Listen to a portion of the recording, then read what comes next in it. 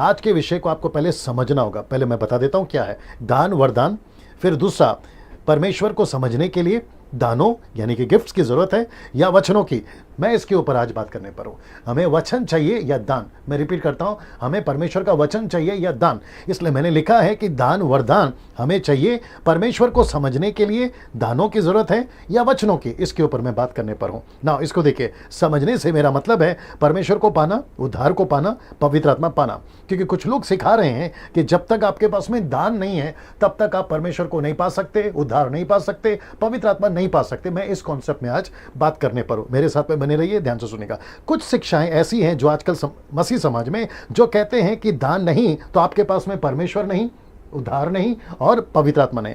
क्योंकि पवित्र आत्मा अलग है और उसके दान वरदान अलग है। मैं रिपीट करता हूं, पवित्र आत्मा, पिता पुत्र पवित्र आत्मा, ये अलग है और उसके दान अलग है। अब दोनों को मिक्स नहीं कर सकते। कोई भी दान, वो चाहे अन्य भाषा का हो या भविष्यवाणी का हो या चमत्कार का हो, ऐसा कोई भी दान परमेश्वर नहीं है। और परमेश्वर का दान जरूर हो सकता है, लेकिन दान कभी परमेश्वर नहीं हो सकते, पवित्र आत्मा नहीं हो सकते। दान खत्म हो सकती है लेकिन पवित्र आत्मा कभी खत्म नहीं हो सकता ना। इसको देखिए, आपको पवित्र आत्मा उसी दिन मिल जाता है। पवित्र आत्मा से मेरा मतलब है उद्धार पाना, पवित्र आत्मा पाना, परमेश्वर को पाना उसी दिन मिल जाता है जिस दिन आपका उद्धार हो जाता है। तो फिर आपको अलग से ऐसी कोई एक्टिविटीज, ऐसा कोई दान के लिए 80 दिन, 20 दिन, 40 दिन आपको किसी भी प्रकार के फास्टिंग में दान के लिए नहीं जाना है। क्योंकि दान खुद कहता है GIFT, गिफ्ट्स, ये खुद ही गिफ्ट है पवित्र आत्मा का और वो तय करेगा किसको देना है और किसको नहीं देना है ना। इसको देखिए, दो बातें आपको याद रखनी है। मैं रिपीट करता हूं, दो बातें आपको याद रखनी है। पहला,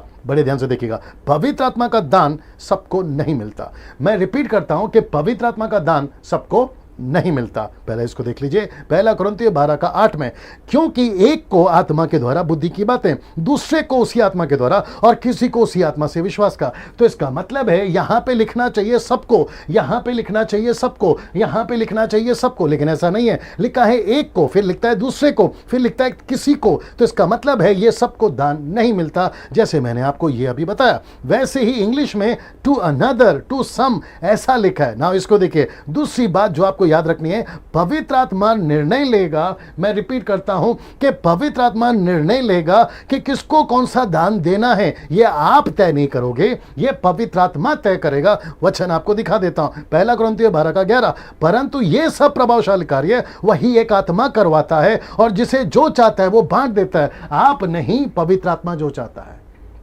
इसको इंग्लिश में लिखा है, देखिए, एज ही विल। इसका मतलब है ये जो येलो में डाला है, एज ही विल, तो पवित्र आत्मा डिसाइड करेगा कि किसको कौन सा दान देना है। क्या ऐसा कोई वचन, बड़े ध्यान से सुनना, क्या ऐसा कोई वचन बाइबल में है जहां लिखा हो कि आप बिना दान परमेश्वर को नहीं समझ सकते? मेरा ओपन चैलेंज है आप सभी को, जितने भी ये सिखाते हैं कि बिना अन्य भाषा के दान के या बिना दान के आपके पास पवित्र आत्मा नहीं है, आपके पास में उद्धार नहीं है, आपके पास में परमेश्वर नहीं है, तुम बिना दान के स्वर्ग नहीं जाओगे, ऐसा वालों को मैं ओपन चैलेंज देता हूं और मैं उनसे कहता हूं कि मुझे बाइबल से एक वचन निकाल के बताइए जहां लिखा है कि आपको जब तक दान नहीं मिलता, आपका उद्धार नहीं हुआ है, आप परमेश्वर को नहीं समझ सकते। ऐसा एक वचन निकाल के बताइए। बल्कि दूसरा तीमुथियुस 3:16-17 क्या कहता है? लिखा है कि हर एक पवित्र शास्त्र परमेश्वर की प्रेरणा से रचा गया है, उपदेश, समझाने, सुधारने, धर्म की शिक्षा के लिए लाभदायक है, ताकि परमेश्वर का जन सिद्ध बने और हर एक भले काम के लिए तत्पर हो। तो मुझे दान नहीं चाहिए, दान मिलता है, प्रेज गॉड, पवित्र आत्मा देता है, प्रेज गॉड, लेकिन मुझे पहले उसका वचन चाहिए। मैं जितना वचन पढ़ूंगा मैं उतना प्रभु में बढ़ूंगा, मैं जितना वचन में बना रहूंगा मैं उतना परमेश्वर को समझूंगा। ये मुझे नहीं समझ में आता कि लोग ये क्यों नहीं सिखाते ना। इसको देखिए, जो आपको याद रखना है, दान वरदान सिर्फ और सिर्फ सेवा से संबंधित ही दिया गया था। इसके अलावा इसका कोई दूसरा कनेक्शन है। दान वरदान का कनेक्शन ना तो उद्धार से है, ना परमेश्वर से है, ना पवित्र आत्मा से है। दान का कनेक्शन सिर्फ सेवा से है, जैसे मैं आपको यहां पर बता चुका हूं। ये वाला, ये देखिए, सिर्फ सेवा से। इसका कनेक्शन ना तो उद्धार से है, ना परमेश्वर से है, ना किसी और चीज से है। दोस्तों, मैं आपके बीच में आ रहा हूं, मैं वापस आपको बताता हूं, अगर ऐसी कोई शिक्षा देता है कि आपके पास में दान होना चाहिए तब जाके आपका उद्धार होगा, आपके पास में पवित्र आत्मा तभी आएगा जब आपके पास में अन्य भाषा का दान होगा, तो मैं आपको आज बताना चाहता हूं कि आपके पास में पहला वचन होना चाहिए। आपको वचन मिल गया है, काफी है। ये पवित्र आत्मा तय करेगा कि आपको कौन सा दान देना है और कौन सा दान नहीं देना है। ये आप तय नहीं करोगे, और ना ही कोई ऐसा प्रचारक या कोई पास्टर या कोई पापा जो ये तय करेगा कि आपको क्या चाहिए। ये पवित्र आत्मा तय करेगा कि आपको क्या चाहिए। चलिए अगले वीडियो के साथ में फिर मुलाकात होगी, तब तक के लिए नमस्ते।